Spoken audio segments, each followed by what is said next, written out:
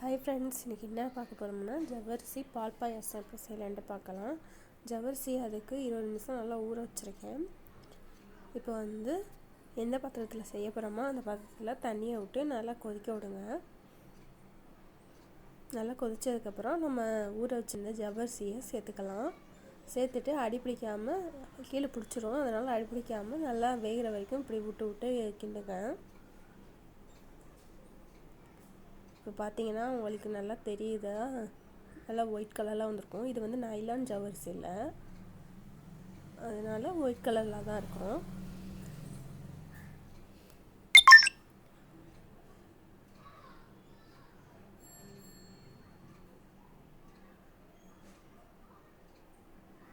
நல்லா வெந்ததுக்கப்புறம் பால் சேர்த்துருக்கேன்.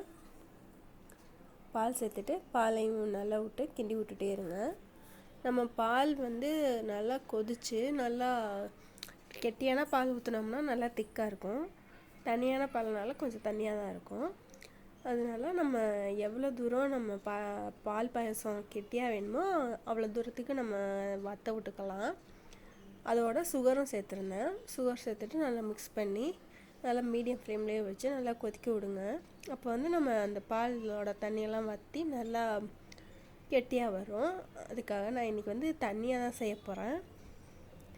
எங்களுக்கு தண்ணியாக இருந்தால் பிடிக்கும், அதனால தண்ணியாக செய்ய போகிறேன்.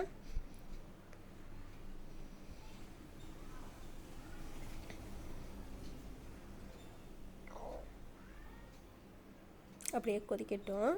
இதோட நம்ம நெய்யில் முந்திரி திராட்சை எல்லாம் வறுத்து வச்சுருந்தேன், அதையும் சேர்த்துட்டு அதையும் அப்படியே சேர்த்துட்டு நல்லா மிக்ஸ் பண்ணி விட்டுக்கோங்க. மிக்ஸ் பண்ணி விட்டுட்டு அதுவும் நல்லா கொதி வந்துகிட்டே இருக்கட்டும்.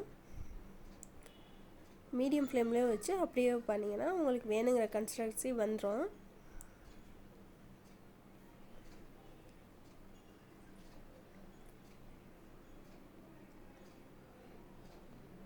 அவ்வளோதான், நம்மளோட பால் பாயாசம் ரெடி ஆயிடுச்சு. பாருங்கள், அவ்வளோதான், இறக்கியாச்சு. நம்மளோட பால் பாயாசம் ரெடி ஆயிடுச்சு. முந்திரி எல்லாம் போட்டு ரொம்ப டேஸ்டியாக இருக்கும். நீங்களும் செஞ்சு பாருங்கள். எப்படி இருந்துச்சுன்னு கமெண்ட் பண்ணுங்கள்.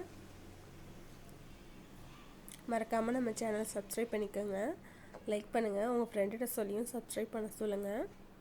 அவ்வளோதான்.